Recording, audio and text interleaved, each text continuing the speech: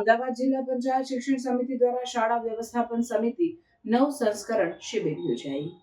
અમદાવાદ જિલ્લા પંચાયત શિક્ષણ સમિતિ દ્વારા શાળા વ્યવસ્થાપન સમિતિ નવ સંસ્કરણ શિબિર સહિત શ્રેષ્ઠ શાળા સન્માન અને શિક્ષણ સરિતા પ્રકલ્પ શુભારંભ કાર્યક્રમ યોજાયો. ગુણોત્સવ 2024-25માં શ્રેષ્ઠ ગ્રેડ મેળવનાર અમદાવાદ જિલ્લા પંચાયત શિક્ષણ સમિતિ સંચાલિત દરેક તાલુકાની શ્રેષ્ઠ 3 શાળાઓ મળીને કુલ 27 શાળાઓને આ પ્રસંગે સન્માનિત કરવામાં આવી હતી.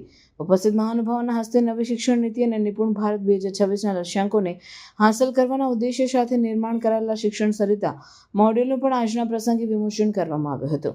આ પ્રસંગે સ્ટેટની શાળા વ્યવસ્થાપન સમિતિ સંદર્ભની ઓડિયો વિઝ્યુઅલ ફિલ્મનું નિદર્શન કરવામાં આવ્યું હતું.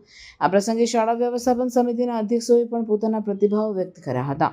આ ઉપરાંત એક પેડ માં કે નામ અભિયાન અંતર્ગત દેશના વડાપ્રધાન નરેન્દ્રભાઈ મોદીના આગામી જન્મદિને 7,500 વૃક્ષો વાવવાનો સંકલ્પ પણ આ પ્રસંગે લેવામાં આવ્યો.